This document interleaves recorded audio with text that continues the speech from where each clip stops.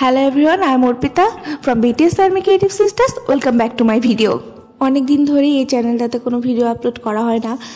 আমার এক্সামের প্রেশার, তারপর ক্লাস ওয়ার্কের প্রেশার সব কিছু মিলিয়ে আমি একটু বিজি ছিলাম। আর আজও আমি একটা কাজই তোমাদের সবার সাথে শেয়ার করছি। আমার একটা প্রজেক্ট শেয়ার করছি আজকে।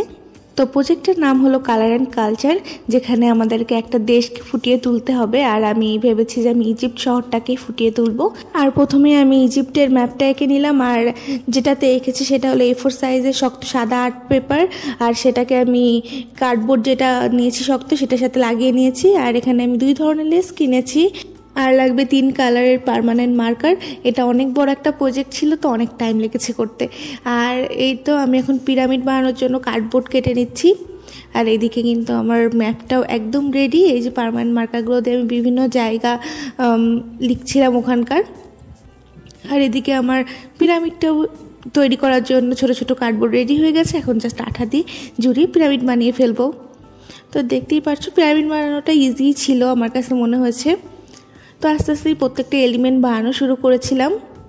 এখন এই পিরামিডটাকে মজবুত করার জন্য আর একটু এবড়ো থেবড়ো ইফেক্ট দেওয়ার জন্য টিস্যু আর গ্লু দিয়ে একটু কোট করে দিচ্ছিলাম। আর তোমরা এখানে দেখতেই পাচ্ছ আমি এখন একটা কফিন বানাচ্ছি। এটার মধ্যে থাকবে মমি। খুব ভয়ঙ্কর বিষয়টা, তাই না? এখন মিশর বানাচ্ছি আর মমি থাকবে না, এটা তো হতেই পারে না। সো এটার জন্য কফিনটা বানানো হচ্ছিল। এটার ভিতরে থাকবে মমিটা। এটাকে সুন্দর করে কেটে আঠা দিয়ে জুড়ে নিয়েছি, তারপরে কালার করা হয়েছে এটার উপর। আর মমিটা কিন্তু বানানো হচ্ছে। এদিকে দেখতে পাচ্ছ আমি সুতা দিয়ে মমি বানিয়েছিলাম, মোটা যে সুতা পাওয়া যায় সেটা দিয়ে, সাদা। আর এই তো এখানে যেভাবে একটা কফিনের পরে আঁকা থাকতো ওখানে, সেভাবে এখানে আঁকা হচ্ছে। আর হাতের অবস্থা তো দেখতেই পাচ্ছ, একদম দুরবস্থা হয়ে গেছে। আমরা এখানে রেড ফ্ল্যাগটা বানিয়েছিলাম রাজধানী দেখানোর জন্য ইজিপ্টের। আর এই তো এখন মমিটাকে আমরা সেট করে দিচ্ছি কফিনের মধ্যে। আর একদম একটা ভয়ঙ্কর সুন্দর লুক এসেছে এটা, তাই না?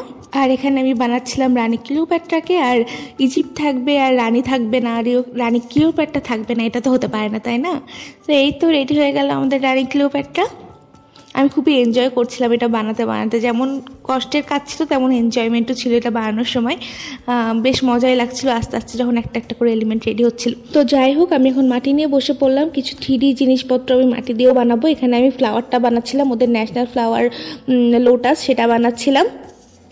আসলে অনেক বেশি রিসার্চ করতে হয় একটা দেশ সম্পর্কে তোমরা যখন বানাবা। এই যে আমি এখানে নেফারটিটি বানিয়ে নিয়েছি। নেফারটিটাও আমি নিজে হাতে মাটি দিয়ে বানিয়েছি।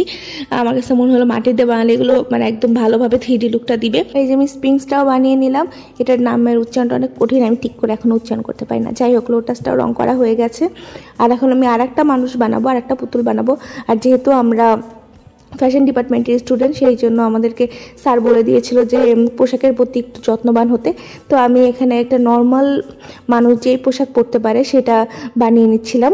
এই তো তাদের হাইড্রোগ্রাফিটাও আমি নিচে হাতে এঁকেছি। আর এখন আমি ওখানে যে নারকেল গাছগুলো থাকে সেগুলো বানিয়ে নিচ্ছিলাম অনেকগুলো টুথপিক দিয়ে। এখানে আমি পাশাপাশি অনেক কিছুই রং করছিলাম। এখানে যেমন একটা ডিম রং করছিলাম, আর তুতেনখামেনের মাস্কটাও হয়ে গেছে, the golden mask of Tutankhamun, ওইটাও রং করা হয়ে গেছে। মোটামুটি আমার প্রজেক্ট কিন্তু রেডি, দেখতেই পাচ্ছ। আর এই তো the final look of this project.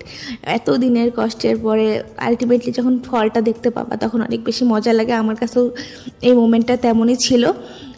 Finally আমার প্রজেক্ট একদম রেডি হয়ে গিয়েছিল। একটা শহর আমার সামনে ছিল। আরও অনেক কিছুই বানানো হয়েছে যেটা সময়ের স্বল্পতার জন্য তোমাদেরকে দেখাতে পারিনি, কারণ প্রজেক্টের ডেট চলে আসছিল। আর যে কালারফুল এক্সগুলো দেখছো এটা রিপ্রেজেন্ট করে সামি নাসিম, তাদের একটা ফেস্টিভ্যাল যেখানে তারা এক্স এক্সচেঞ্জ করে। আমি যে ক্যাজুয়াল ড্রেসের মানুষটা বানিয়েছিলাম সেটাকে আমি সামনে দিয়েছি যে ওয়েলকাম টু ইজিপ্ট বলছে। আর এই তো এখানে আমি মামি দিয়েছি, তারপর তাদের national flower, Nefertiti, golden mask of Tutankhamun, ancient ইজিপ্টে যে মাড ব্রিক হাউসগুলোতে তারা বসবাস করতো সেটাও আমি দিয়েছি। তারপর সালাউদ্দিনের ইগল অ্যান্ড সালাউদ্দিনের ছবি আছে, দেখতেই পেরেছ হয়তো। আর ফুটবলটা দেখতে পাচ্ছ, সেটা তাদের ন্যাশনাল গেম, আর তাদের মুদ্রা সামনে দেওয়া আছে। And I hope you all like my video. Thank you for watching. Love you all.